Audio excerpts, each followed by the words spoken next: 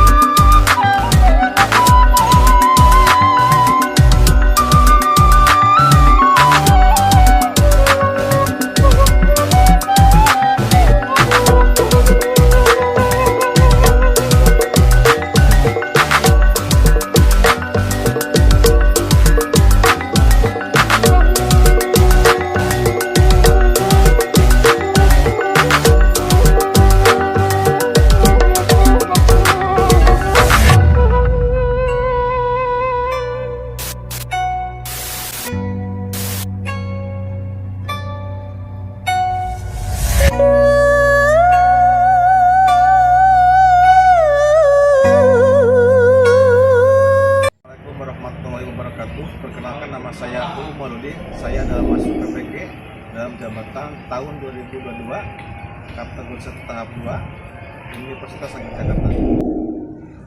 Pada kesempatan kali ini saya akan melakukan rencana aksi 2 dengan model pembelajaran Project Based Learning. Assalamualaikum. Selamat pagi semuanya. Biar nama semangat, kalau misalkan Bapak ucapkan selamat pagi, kalian jawabnya pagi, pagi, pagi, luar biasa. Siap ya? Selamat pagi. Pagi, luar biasa. Ya, terima kasih. Sebelum kita mulai, alangkah baiknya kita berdoa dulu. KM-nya siapa di sini? Asep. Oke, siap, silakan. Pimpin doa dulu. Sebelum belajar, marilah kita berdoa. Berdoa dimulai. Bismillahirrahmanirrahim. Berdoa selesai. Terima kasih Asep yang sudah memimpin doa. Mudah-mudahan diberikan kemudahan, kelancaran sampai nanti kegiatan di akhir. Oke, sebelumnya coba kalian berdiri dulu ya sebentar. Ya, kita cek dulu kerapian bajunya. Ya, kalau sudah rapi, coba kalian tengok ke bawah. Kalau misalkan ada sampah, bekas makanan atau bekas minuman, diambil dulu. Kemudian buang keluar dulu. Yo, yang ada sampahnya silakan dibuang dulu keluar ya. Edit.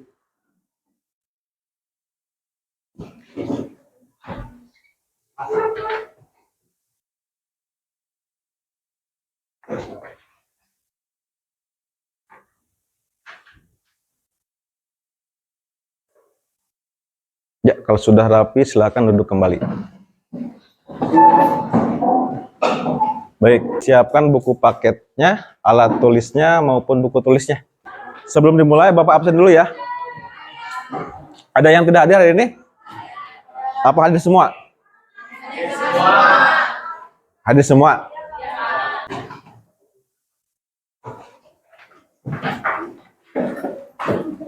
Ada yang masih ingat tidak pertemuan kemarin itu kita membahas tentang apa? Saya, Pak. Pada pertemuan kemarin kita membahas tentang Orde Reformasi. Ada yang masih ingat lagi tidak? Orde Reformasi itu dimulai pada pemerintahan siapa?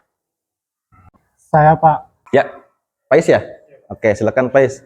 Orde Reformasi dimulai dari pemerintahan B.J. Habibie, Gus Dur, Megawati, Susilo Bambang Yudhoyono, dan Jokowi. Jadi, Orde Reformasi itu dimulai pada masa pemerintahannya Pak Habibie, terus Gus Dur, Megawati, Susilo Bambang Yudhoyono ya, atau dengan nama sebutan SBY, sama yang terakhir itu sekarang itu adalah Joko Widodo. Nah, untuk pertemuan sekarang, kalau misalkan kita lihat ya kebijakan politik yang digunakan pada pemerintahannya Pak Habibie, terus Gus Dur, Megawati, SBY sama Jokowi, kebijakan politiknya itu adalah kita menggunakan dengan namanya sebutan politik luar negeri bebas aktif. Sebetulnya bahkan dari era Soekarno juga, era Soekarno, Soeharto juga, kita sudah menggunakan politik luar negeri yang namanya bebas aktif. Dan sampai sekarang pun kita masih menggunakan kebijakan itu. Seperti apa kontribusi dari kebijakan politik luar negeri bebas itu? Seperti apa contohnya? Nah, kita akan bahas untuk hari ini. Untuk materinya itu adalah tentang peran Indonesia dalam perdamaian dunia. Seperti yang tadi Bapak sampaikan bahwa Indonesia itu pada sudah pasca kemerdekaan ya, dalam kebijakan politiknya itu sudah menggunakan yang namanya politik bebas aktif. Ya, wujudnya seperti apa? Nah, nanti kita akan bahas sama-sama. Tapi sebelum ke materi inti, nah di sini ada yang namanya tujuan pembelajaran yang harus kalian capai. Oke. Ada yang mau membacakan tujuan pembelajaran di sini? Saya, Pak. Oke, silakan Adit. Tujuan pembelajaran kali ini. 1. Peserta didik dapat mendefinisikan pengertian politik bebas aktif Indonesia dengan benar 90%. 2. Peserta didik dapat menjelaskan landasan ideal dan konstitusional politik luar negeri Indonesia dengan benar 85%. 3. Peserta didik dapat menghubungkan politik bebas aktif Indonesia dari pasca kemerdekaan sampai reformasi dengan benar 85%. 4.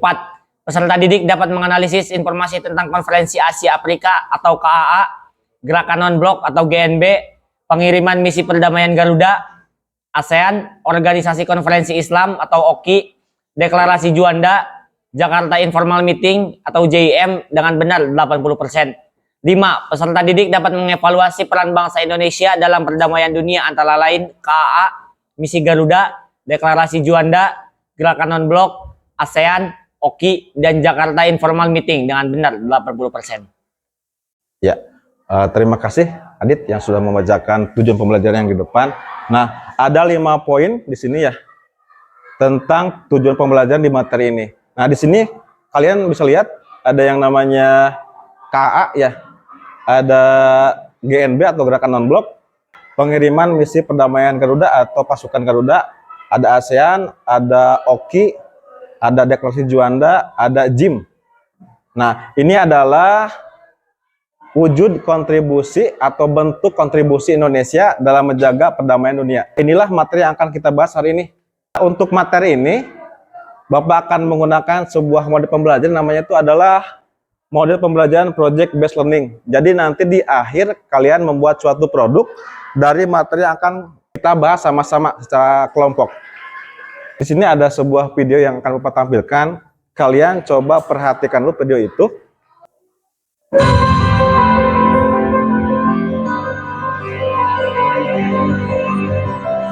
Sejak perang berakhir pada 8 tahun silam, telah 8 kali pula kontingen Garuda ikut andil dalam menjaga perdamaian Libanon.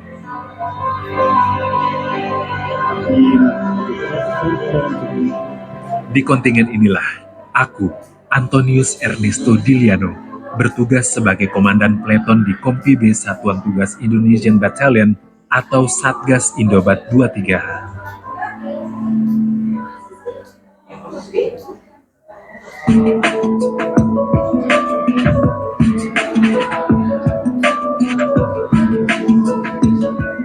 Salah satu tugas utama kontingen Indonesia adalah menjaga Blue Line, garis khayal yang berfungsi sebagai batas negara Libanon. Garis khayal ini pertama dibuat pada tahun 2000 sebagai tanda peringatan bagi Israel jika mereka terlalu jauh memasuki wilayah Lebanon.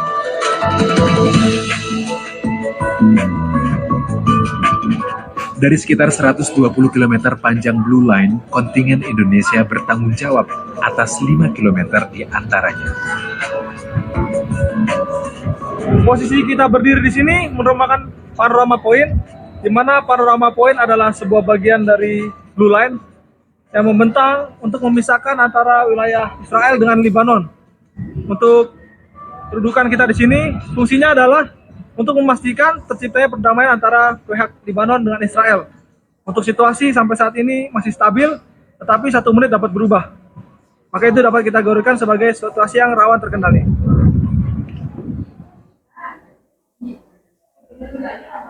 Selamat pagi. Selamat pagi. Baik, rekan-rekan prajurit sekalian, Section Vehicle Patrol atau patroli kendaraan, untuk rute awal kita berangkat dari DNP 7 Industry menuju ke 74 dan menuju ke 423. Bravo! Garuda!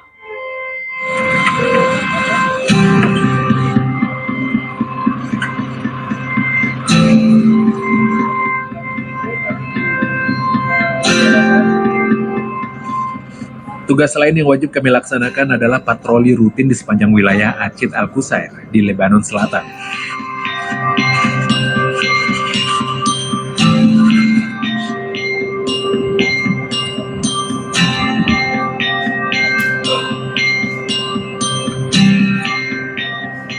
Tiap berpatroli, kami selalu menggunakan kendaraan tempur berupa mobil lapis baja dengan persenjataan lengkap. Kendaraan tempur buatan Indonesia ini telah sesuai dengan standar operasi UNIFIL dan kami andalkan untuk menjaga keselamatan anggota.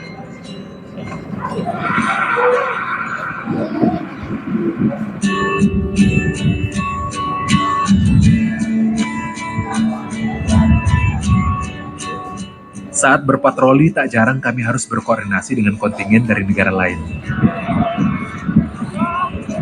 Namaste. Namaste. Hello. Good. Kalau kendala bahasa, otomatis pasti ada. Mungkin di sini tergabung dalam Brigade Sektor Timur, di mana terdiri dari beberapa negara, dan negara-negara itu bukan semua yang mereka gunakan adalah bahasa Inggris. Mungkin hanya sebagian orang yang bisa bahasa Inggris, sehingga kadang yang kita gunakan adalah bahasa salah paham. Kenapa bahasa salah paham? Karena kita salah-salah, yang penting intinya paham.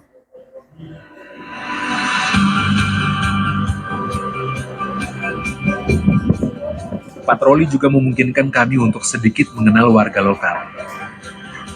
Meski masih menatap orang asing dengan waspada, syukurlah kontingen Garuda termasuk yang mereka sambut dengan hangat. Tak beda dari Indonesia, bocah-bocah bermata polos pun selalu menyambut kehadiran kendaraan kami dengan senyum dan tawa. Mungkin dari bagaimana cara kita melaksanakan patroli, terlihat bagaimana kita fleksibel, melakukan salam, senyum, dan sapa. Sehingga pada saat patroli, saya tidak merasakan sedikit pun ada ancaman terhadap patroli kita. Mungkin saya ketahui pada saat patroli, mungkin tidak sedikit orang yang menyapa kita, memberikan salam, memberikan senyum, dan kita pun membalas. Sehingga itu yang menjadi kedekatan kita dengan yang lain.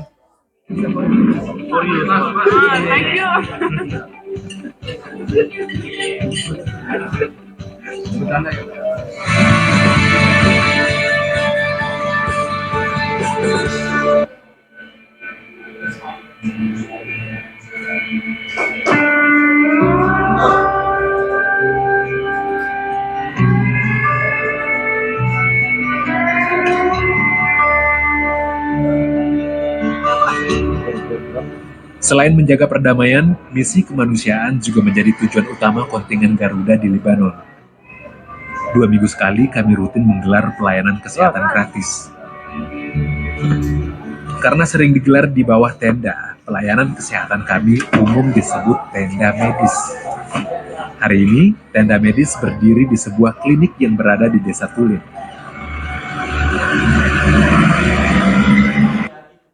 Oke.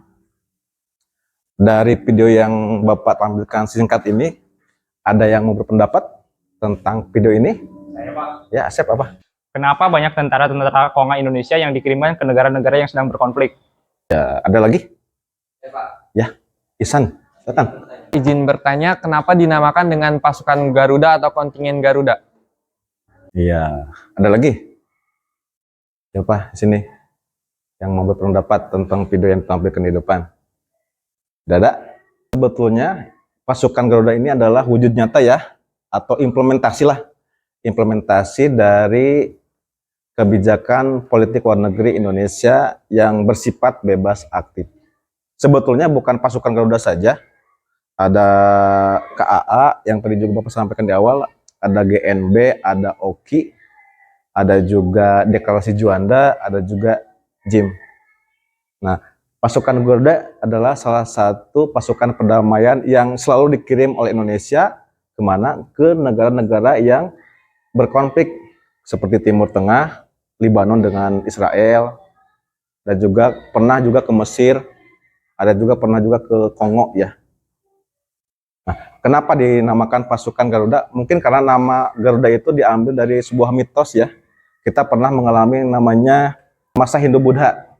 Nah, dalam suatu mitos Hindu-Buddha itu, Garuda itu adalah sebuah kendaraannya Dewa Wisnu ya. Jadi Garuda itu digambarkan seekor burung besar dan berbadan manusia. Itu mitosnya. Mungkin dari situ mitos itulah namanya itu adalah pasukan Garuda. Diambil dari mitos Hindu-Buddha ya. Dari tadi berbicara tentang politik luar negeri, ada yang tahu tidak apa itu politik luar negeri? Ada yang tahu? Nah, coba Asep bacakan yang di atas yang ini. Politik luar negeri adalah kebijakan pemerintah Indonesia yang diambil dalam melakukan hubungan dengan negara lain dalam rangka menghadapi masalah internasional dengan mencapai tujuan nasional. Ya, jadi politik luar negeri itu adalah suatu kebijakan atau langkah atau juga sikap yang diambil oleh bangsa Indonesia dalam melakukan hubungannya dengan negara lain atau organisasi lainnya guna mencapai tujuan nasional. Sifatnya apa? Sifatnya itu adalah bebas aktif. Makanya sering dikenal dengan nama politik luar negeri bebas aktif. Bebas itu di sini artinya adalah kita netral ya, atau tidak memihak. Baik itu blok barat maupun blok timur. Blok barat itu kan identik dengan negara kapitalis ya, Amerika dan sekutunya. Sedangkan blok timur itu kan identik dengan negara sosialis komunis atau Rusia dan sekutunya. Sedangkan aktif di sini mempunyai arti bahwa Indonesia juga berpartisipasi, baik itu memberikan ide, gagasannya, atau juga mengerikan pasukan perdamaiannya, seperti yang tadi Bapak tampilkan video itu. Nah, itu pengertiannya. Lalu, apa landasan hukumnya? Kita menggunakan politik luar negeri bebas aktif. Nah, di sini ada dua landasan ya, atau dasar. Mengapa kita menggunakan politik luar negeri bebas aktif? Yang pertama itu adalah landasan ideal. Jadi landasan ideal itu adalah berpedoman pada Pancasila. Kita tahu Pancasila itu adalah pedoman hidup, pandangan hidup, atau sumber dari segala sumber hukum yang berlaku di Indonesia. Itu bersumber pada Pancasila. Nah, yang kedua adalah landasan konstitusional. Dalam hal ini adalah Undang-Undang Dasar 1945. Nah, dalam undang-undang ini juga kan dalam pembukanya itu di alinea keempat ya, ada sebuah pernyataan yang intinya itu Indonesia harus berpartisipasi atau berperan aktif dalam menjaga perdamaian dunia. Nah, ini adalah landasan politik luar negeri Indonesia. Selanjutnya, agar kalian lebih memahami materi ini, di sini Bapak akan membagi kelompok ke dalam 6 kelompok besar ya. Satu kelompok itu berarti ada 4-5 anggota. Nah, untuk pembagian kelompoknya supaya lebih cepat, kalian cukup berhitung saja. Ya, coba dari sana berhitungnya dari Pais ya. Ya, Pais silakan. 1, 2, 3, Ya. 4, 5, 6, 1, 2, 3, 4, 5, 6, 1, 2, 3, 4, 5, 1, 2, 3, 4, 5, 6, 1, 2, 3, ya silakan. Yang nomor 1 gabung dengan nomor 1, 2 dengan nomor 2, 3 dengan 3, 4 dengan 4, 5 dengan 5, 6 dengan 6. Silakan.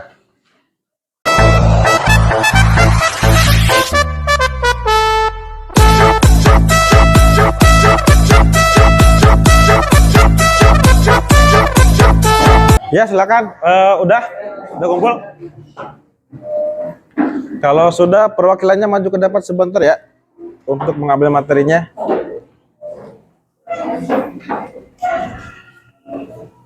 Ada 6. Ambil satu ya, bebas yang mana aja.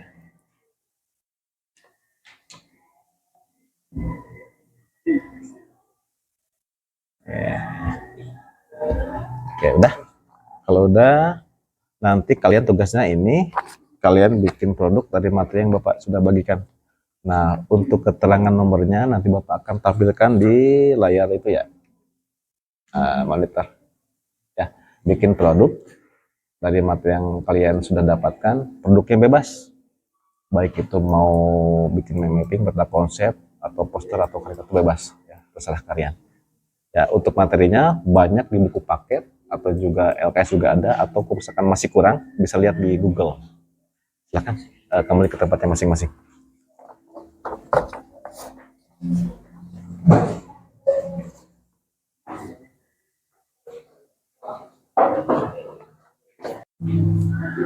Kelompok yang membahas tentang ASEAN mana?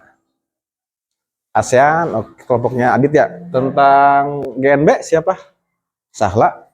Kelompok yang tentang Oki mana? Oki, ya Nadia ya.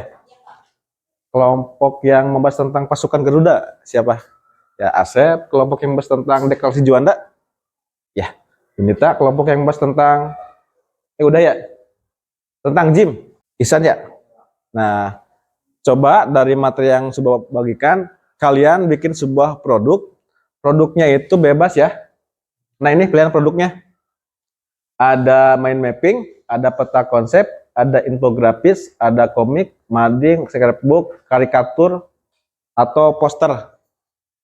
Silakan kalian bebas menentukan produknya. Materinya sudah tadi dibagikan. Untuk materinya kalian bisa cari di buku paket LKS. Kalau misalkan masih kurang materinya bisa lihat di Google. Banyak. Bapak kasih waktu 2 minggu ya, cukup? Cukup ya. Untuk jadwalnya, nah di sini Bapak sudah membuat selama 2 minggu. Nah untuk hari ini berarti kita masuk ke dalam pertemuan pertama. Maksimal hari ini kalian sudah membuat draft materinya dan juga menentukan bahan yang akan digunakan. Ya, atau juga bolehlah untuk sekarang kalian bikin sketsanya dulu biar nanti cepat untuk pembuatan produknya. Silakan diskusikan dulu di kelompoknya masing-masing.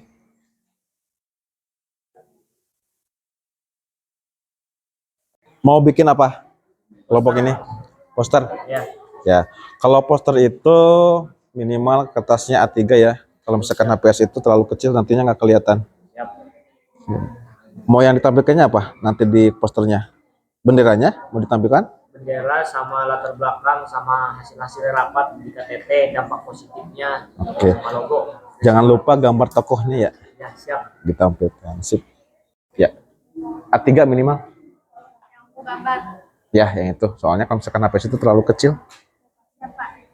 Jangan lupa tentang bukan tokohnya, ditampilkan gambar tokohnya. Ini mau di sini Pak tokonya. Oh iya. Biar menarik. Tokoh, terus apa lagi? Tentang apa Teh? Deklarasi Juanda. Tokohnya ya. Terus ini hasil itunya, isinya ya, isinya. Terus kalau ada tentang dampaknya apa? Dengan adanya deklarasi Juanda itu bagi Indonesia. Oke. Judulnya apa ya? Ya, boleh.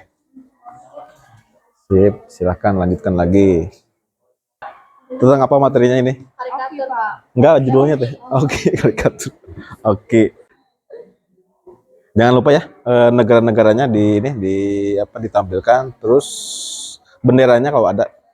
Sama dampak bagi Indonesia itu apa? Dengan ikut bergabungnya dengan Oki. Ya, itu aja. Ya, so, tentang GNB ya.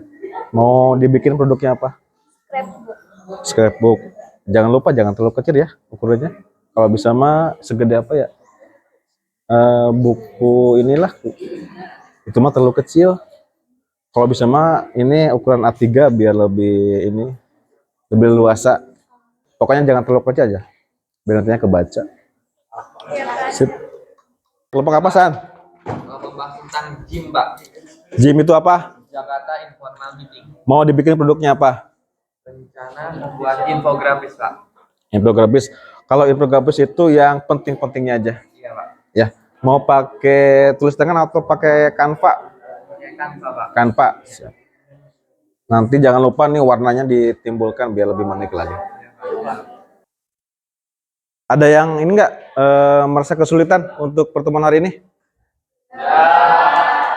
Kalau misalkan tidak ada untuk hari ini sampai sini dulu. Nah untuk minggu depan berarti nanti kita kepada presentasinya. Kalau misalkan ada kesulitan kalian boleh nanti menghadap Bapak di luar jam pelajaran. Ya. Kalau misalkan sudah tidak ada yang tanyakan untuk hari ini sampai sini dulu. Bapak akhiri dengan bacaan hamdalah, alhamdulillah. Sampai ketemu lagi minggu depan. Assalamualaikum warahmatullahi wabarakatuh. Waalaikumsalam warahmatullahi wabarakatuh. Assalamualaikum warahmatullahi wabarakatuh. Waalaikumsalam warahmatullahi wabarakatuh. Baik, kita berjumpa lagi dengan mata pelajaran sejarah Indonesia. Sebelum memulai pembelajaran, kita berdoa dulu. Ya, supaya diberikan kemudahan. KM-nya Asep ya. Silakan Asep berdoa dulu. Belajar, marilah kita berdoa. Doa dimulai. Bismillahirrahmanirrahim. Oke, terima kasih. Sebelum dilanjut, silakan yang suka ada sampah di bawah meja diambil dulu, biar kelihatan bersih kelasnya.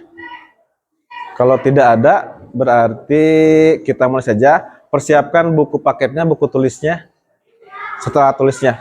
Sebelum dimulai, Bapak absen dulu ya. Ada yang tidak hadir hari ini? Apa hadir semua? Hadir semua ya, alhamdulillah. Semoga kedepannya kita selalu diberikan kesehatan sehingga kita bisa mengikuti pembelajaran di sekolah setiap hari. Pertemuan kemarin sampai mana materinya? Sampai pembuatan sketsa produk, Pak. Sampai pembuatan sketsa produk ya. Berarti sekarang kita masuk ke dalam kegiatan presentasinya ya. Jadi nanti gini teknisnya, kalian nanti pilih 2 orang. Kan ada 4 orang ya, 4 orang anggota ya di kelompok itu. Pilih 2 orang untuk penjaga standnya, yang lainnya silakan kalian kunjungi kelompok yang lain. Tugas yang mengunjungi itu nanti silakan bertanya sepuasnya ataupun mencatat setiap materi yang dijelaskan di kelompok yang lain. Nanti Bapak kasih petunjuknya atau LKPD-nya, tinggal kalian isi sesuai dengan LKPD-nya. Silakan disiapkan produknya. Bapak pengen lihat dulu produknya.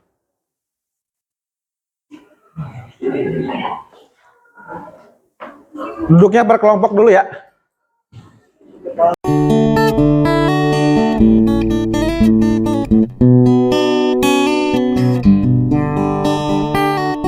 Tokoh-tokoh yang pendirinya di print juga nggak apa-apa. Gini nggak apa-apa. Pendirinya apa? Ini yang atas pendiri, yang bawah negara-negara yang bergabung. Sekarang ada berapa anggota ASEAN? 10. 10. Timur masuk nggak? Gak dimasukin gara-gara beberapa alasan, Pak. Apa? Soalnya pertama kayak Singapura masih nganggap kalau Timur Leste itu ekonominya masih lemah. Ya. Jadi masih banyak yang belum setuju kalau Timur Leste masuk ke ASEAN. Oke. Nanti mau di mana? Di depan, di pinggir atau di belakang? Di depan. Oke, sip.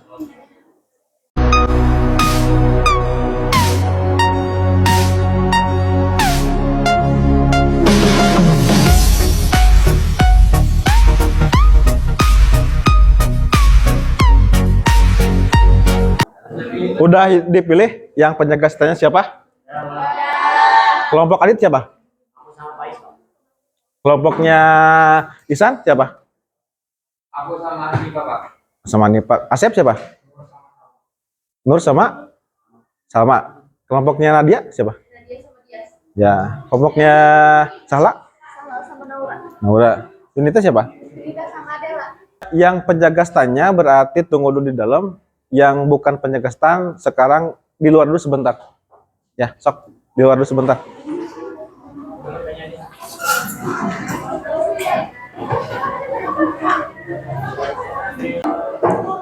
Silakan yang di depan siapa tadi? Ayo, Dit, tempelkan di depan, Dit. Jangan lupa isolatifnya di ini. Boleh sebelah sini. Jangan berdekatan aja. Ya satunya di sini. Kamunya ke pojok. Jadi gini ya teknisnya, nanti kalian kan ada 2 orang. Yang 1 orang boleh nanti yang menjelaskan ketika ada yang bertanya, yang 1 orang yang mencatat siapa yang berkunjung, siapa yang bertanya. Ya. Nanti kelompok yang paling banyak dikunjungi itu yang paling besar nilainya. Berarti itu kelompok itu yang paling menarik. Makanya kalian nanti tawarkan kepada teman-teman yang lain supaya bagaimana caranya supaya berkunjung ke kelompok kalian, stand kalian. Ya, silakan tawarkan gitu. Ya, kayak di pasar aja. Kayak kalian misalkan menjual sesuatu, tawarkan gitu. Ya, paham ya? Oke, silakan ke tempatnya masing-masing. Stand di tempat masing-masing. Udah kumpul? Nanti tugas kalian adalah mengunjungi stand yang ada di dalam. Ya. Nah, kalian boleh nanti bertanya sepuasnya ke kelompok yang lain. Tapi jangan ke kelompok asal. Mereka udah tahu materinya. Ini kan udah ada gambaran lah untuk kelompok asal maya. Nah, silakan kalian bertanya-tanya ke kelompok yang lain sepuasnya. Bapak kasih lembar kerjanya, tinggal kalian nanti tulis di sini. Kalau misalkan kamu ya berkunjung ke kelompok Garuda, misalkan apa pertanyaannya, nanti terus jawabannya di sini. Ini adalah identitas kalian, nama kalian, kelas berapa, asal kelompoknya kelompok apa. Ya, ada di sini ada 7 kelompok. Tapi kalian nanti bebaslah bertanya sepuasnya, terserah kalian. Untuk KKPD-nya silakan ambil satu-satu. Udah, lagi. Udah siap ya? Ya. Silakan masuk. Ya.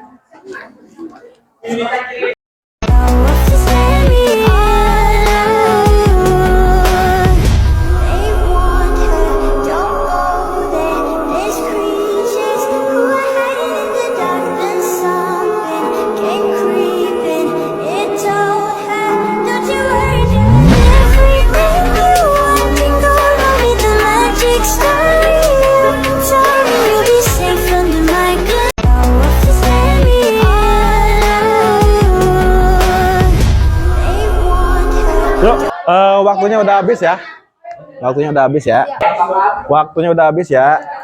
Udah. Waktunya udah habis ya. Waktunya udah habis. Yuk. Udah ya, waktunya udah habis. Udah. Udah ya. Udah habis waktunya ya.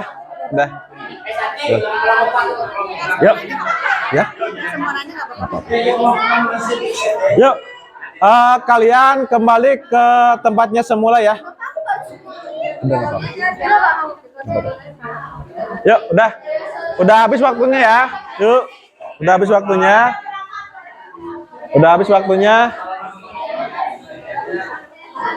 Udah. Silakan duduk ke tempatnya masing-masing seperti awal. Ya. Dari kegiatan hari ini yang kita lakukan bersama-sama di sini, ada yang melakukan untuk kegiatan hari ini, materi hari ini? Silakan. Kesimpulan pembelajaran kali ini adalah sikap politik luar negeri Indonesia adalah bebas aktif. Indonesia juga turut aktif dalam perdamaian dunia. Ya, terima kasih Adit. Jadi Indonesia itu sudah mempunyai perannya tersendiri ya dalam sikap politik luar negerinya. Sifatnya kan bebas aktif. Bebas itu kan berarti tidak memihak, sedangkan aktif itu berarti berpartisipasi dalam menciptakan perdamaian dunia. Nah, sebetulnya Indonesia itu sudah berkomitmen ya dari pasca kemerdekaan sampai hari ini pun masih menggunakan politik luar negeri itu bebas aktif.